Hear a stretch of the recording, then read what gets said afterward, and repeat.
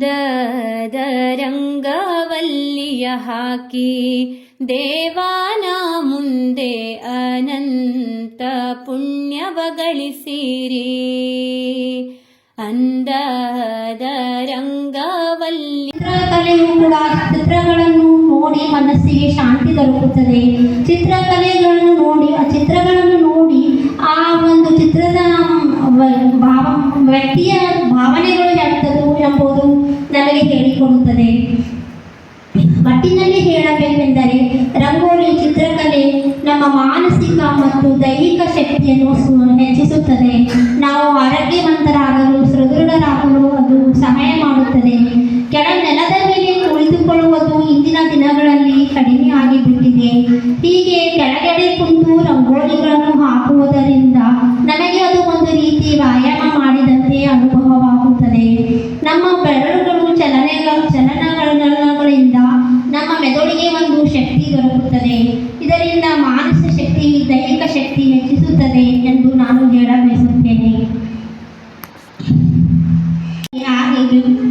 ಬಹುಮಾನ ತೆಗೆದುಕೊಳ್ಳುವುದು ಮುಖ್ಯವಲ್ಲ, ಅದರಲ್ಲಿ ನೀವು ಪಾರ್ಟಿಸಿಪೇಟ್ ಮಾಡಿರಲ್ಲ ಅದು ಎಲ್ಲಕ್ಕಿಂತ ಮುಖ್ಯ ಎಂದು ಹೇಳಬಯಸುತ್ತೇನೆ. ವೈವಿಧ್ಯತೆಯಲ್ಲಿ ಐಕ್ಯತೆಯನ್ನು ಹೊಂದಿರುವಂತಹ ದೇಶವಾಗಿದೆ. ನಮ್ಮ ದೇಶವು ಸಾಂಪ್ರದಾಯಿಕವಾಗಿರುವಂತಹ ರಾಷ್ಟ್ರವಾಗಿದೆ. ಇಲ್ಲಿ ಹಬ್ಬ ಹರಿದಿನ ಪೂಜೆ ಪುನಸ್ಕಾರಗಳಿಗೆ ತನ್ನದೇ ಆದ ಒಂದು ವೈಶಿಷ್ಟ್ಯವನ್ನು ಹೊಂದಿದೆ. ಬಹಳಷ್ಟು ಹಬ್ಬಗಳಿಗೆ ಪ್ರಾಮುಖ್ಯತೆಯನ್ನು ಕೊಡುತ್ತೇವೆ. ಇಂತಹ ಹಬ್ಬಗಳಲ್ಲಿ ಹೊಸ ವರ್ಷದಲ್ಲಿ ಬರುವ ಈ ಒಂದು ಸಂಕ್ರಾಂತಿ ಹಬ್ಬವು ಒಂದಾಗಿದೆ.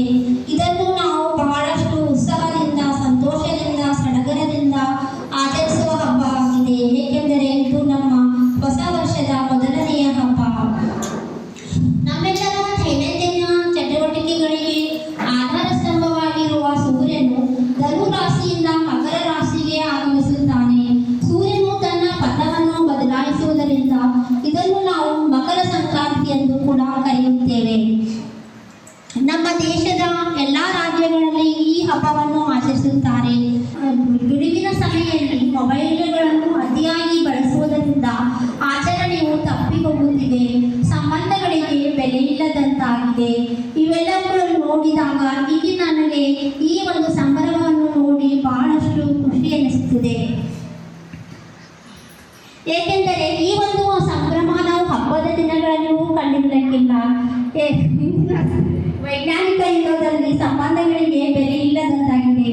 ಇಲ್ಲಿ ನೋಡಿ ಬಹಳಷ್ಟು ರಂಗೋಲಿ ಚಿತ್ರಕಲೆ ಇವೆಲ್ಲಗಳು ನೋಡಿ ನನಗೆ ಬಹಳಷ್ಟು ಸಂತೋಷ ಎನಿಸಿತು.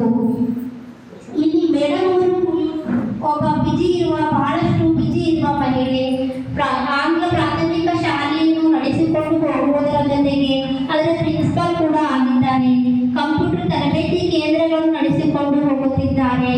ಅವರು ಇಂತಹ ಒಂದು ಬಿಡುವಿಲ್ಲದ ಪರಿಸ್ಥಿತಿಯಲ್ಲಿ ಈ ಒಂದು ಕಾರ್ಯಕ್ರಮವನ್ನು ಹಮ್ಮಿಕೊಂಡಿದ್ದಾರೆ. ಅವರ ಇದರ ಹಿಂದೆ ಅವರು ತನು ಮನ ಧನದ ಶ್ರಮವೂ ಕೂಡ ಬಹಳಷ್ಟು ಇದೆ. ಅವರ ಒಂದು ವಿಶಾಲವಾದ ಹೃದಯಕ್ಕೆ ನಾನು ಮೆಚ್ಚುಗೆಯನ್ನು ವ್ಯಕ್ತಪಡಿಸುತ್ತೇನೆ. ದೇವನ ಮುಂದೆ ಅನಂತ ಪುಣ್ಯವ ಗಳಿಸಿರಿ.